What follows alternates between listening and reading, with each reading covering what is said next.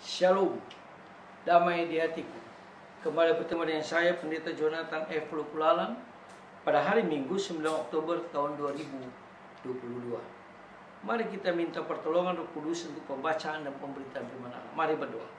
Tuhan Yesus, kami mau membaca dan menyampaikan firman. Urapi hamba-Mu dan kuasa Roh Kudus. Para pendengar juga Tuhan memberikan penerangan dari Roh Kudus supaya kami semua mengerti firman Allah, dan Roh Kudus memampukan kami semua untuk meyakini firman Allah dan melakukan firman Allah itu. Berfirmanlah karena kami sudah siap untuk mendengarkan firman. Dalam nama Tuhan Yesus kami berdoa. Amin. Mari kita baca firman Tuhan yang diambil dari Markus 12 ayat 43 dan 44. Kata Yesus, maka Yesus memanggil para muridnya dan berkata kepada mereka, Aku berkata kepadamu, sesungguhnya janda miskin itu memberi lebih banyak daripada semua orang yang memasukkan uang ke dalam peti persembahan. Sebab mereka semua memberi dari kelimpahannya, tetapi janda yang miskin itu memberi dari kekurangannya, semua yang ada padanya, yaitu seluruh nafkahnya. Demikianlah firman Allah yang berbagi kita membaca, mendengar, memelihara serta melakukan firman Allah. Tema kita pada hari ini adalah janda yang miskin memberi dengan motivasi yang suci dan tulus. Nah, saudara-saudara yang saya kasih dalam Tuhan Kristus, kita memberi hadiah kepada orang, maka si pemberi biasanya berkata, jangan lihat nilainya atau harganya, tapi lihatlah pemberian itu sebagai tanda kasih. Nah, saudara-saudara yang saya kasih dalam Tuhan Kristus, ungkapan ini hendak menggarisbawahi pentingnya motivasi yang suci, yang tulus, yang murni, dan pada saat kita memberikan atau melakukan sesuatu untuk sesama manusia untuk kemuliaan nama Tuhan Yesus. Nah, saudara-saudara yang kasih dalam Yesus Kristus, Tuhan Yesus mencelah sikap munafik atau memuji ketulusan dalam praktek religius. Jadi Tuhan Yesus akan memuji kalau orang memberi itu dengan motivasi yang suci, dengan motivasi yang tulus di gereja atau di anak-anak yatim piatu dan di tempat-tempat yang memerlukan bantuan itu.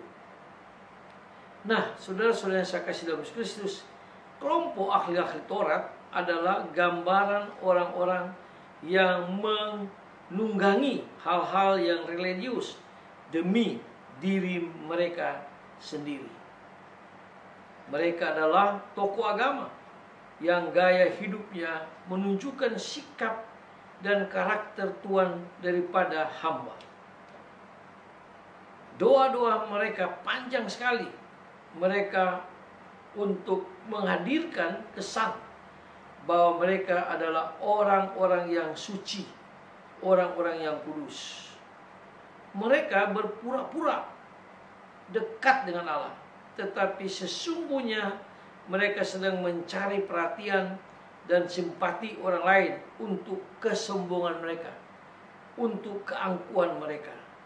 Nah, saudara-saudara yang saya kasih dalam Tuhan Kristus, tindakan kebaikan yang mereka lakukan hanya bertujuan dilihat dan dipuji oleh orang-orang yang hadir pada waktu itu. Bahkan tanpa segan dan takut, mereka mencaplok harta janda-janda miskin untuk mereka memberi supaya orang melihatnya. Nah, saudara-saudara yang saya kasih dalam Yesus Kristus, di sisi lain ada figur seorang janda yang miskin yang hanya mampu mempersembahkan 2 peser. Dikatakan dalam Alkitab, dia hanya mampu memberikan 2 peser. Semua harta yang ada dia miliki dipersembahkannya untuk kemuliaan nama Tuhan Yesus Kristus atau untuk kemuliaan Allah. Bagi si janda yang miskin itu, kemiskinan tidak menghalanginya untuk mengungkapkan syukur dan penyerahan diri seutuhnya kepada Tuhan Yesus Kristus atau kepada Allah. Iman dan cintanya kepada Tuhan diberikan secara utuh dan penuh tanpa perhitungan untung rugi. Kalau orang kaya, dia memberikan persembahan, ada untung dan ruginya. Karena itulah Yesus memuji dan menghargai pemberian si janda yang miskin itu. Karena dia memberi dengan motivasi yang suci dan motivasi yang tulus serta murni. Nah, saudara-saudara yang saya kasih dalam Tuhan Kristus, seringkali kita memberi dengan banyak perhitungan. Kita memberi dengan harapan adanya pengakuan dari orang lain bahwa kita berbuat baik, meskipun dalam hati terdalam tersimpan motivasi atau motif terselubung, yakni meminta imbalan. Nah, saudara-saudara yang saya kasih dalam Tuhan Kristus, bila jadi ada orang yang memberi asal-asalan, bahkan terpaksa, yang penting ceritanya turut berpartisipasi. Nah, saudara-saudara yang saya kasih dalam Tuhan Kristus, kisah tentang si janda miskin mengajarkan kita bahwa nilai dan kualitas persembahan atau pemberian kita kepada Tuhan Yesus Kristus dan kepada sesama manusia tidak semata-mata ditentukan oleh jumlah, tetapi yang paling penting yaitu dia memberi dengan motivasi yang suci, tulus dan murni. Ada satu peristiwa yang pernah saya alami pada waktu kami membuat seminar tentang masa depan dunia ditinjau oleh Saudara Alkitab yang kami adakan di Balai Sarbini, Jakarta. Nah, pada seminar itu ada diedarkan persembahan. Lalu sesudah diedarkan persembahan, lalu selesai kebaktian semuanya, selesai seminar semuanya, lalu ada seorang ibu yang datang ke panitia meminta tolong supaya uang yang dia berikan, dia meminta kembali karena dia salah memberi. Lalu panitia bilang, tidak boleh. Apa yang sudah diberikan tangan kanan tidak boleh dikatakan tangan kiri. Jadi ibu, kalau ibu sudah berikan, ibu tidak bisa minta lagi. Tapi ibu itu sangat kasihan karena rupanya dia memang salah mengambil uang. Akhirnya panitia bertemu dengan saya, lalu ibu itu bertemu dengan saya, lalu ibu itu menceritakan bahwa dia memberikan salah.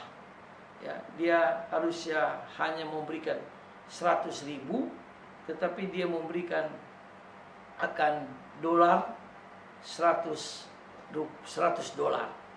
Dan itu berarti kan, dan dia mengatakan bahwa dia tidak punya uang lagi untuk pulang.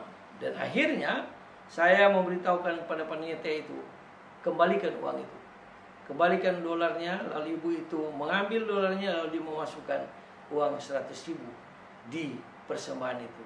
Nah, ini merupakan satu pengalaman yang sangat berguna bagi kita semua. Itulah sebabnya kalau kita mau memberi kepada Tuhan, kita berdoa dulu dari rumah, lalu mempersiapkan uang itu untuk kita persembahkan kepada Tuhan, baik di gereja atau di persekutuan-persekutuan manapun.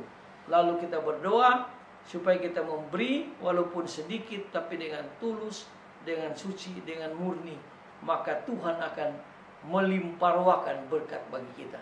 Sebab ada perkataan mengatakan banyak memberi banyak berkat, kurang memberi kurang berkat, apalagi tidak memberi tidak ada berkat. Tapi mari kita ubah, kita memberi dengan tulus dan murni, lalu kita persiapkan pemberian itu dengan baik, maka Allah Tritunggal akan melimpahruahkan berkat bagi kita, baik itu berkat kesehatan maupun berkat-berkat secara rohani dan berkat-berkat yang lain. Mari kita tunduk kepala, kita berdoa. Tuhan Yesus, terima kasih atas pelajaran firman Allah yang mengajarkan kami supaya pada waktu kami memberi, kami harus memberi dengan suci, tulus, murni. Dan Tuhan, kami mau belajar dari seorang janda yang miskin, tapi dia memberi dengan hati yang tulus. Dia memberi dari kekurangan dia. Lalu Allah melimpah ruahkan berkat bagi dia, baik itu berkat secara jasmani, terlebih berkat secara rohani. Tuhan, ampuni kami Tuhan, kalau kami seringkali memberi dengan tidak sungguh-sungguh, dengan tidak tulus, dengan tidak suci. Tapi hari ini Tuhan, kami mau memberi dengan tulus, dengan suci, dengan murni. Dalam nama Tuhan Yesus kami berdoa. Amin. Terpujilah Kristus, sampai kita bertemu kembali kesempatan yang lain. Haleluya.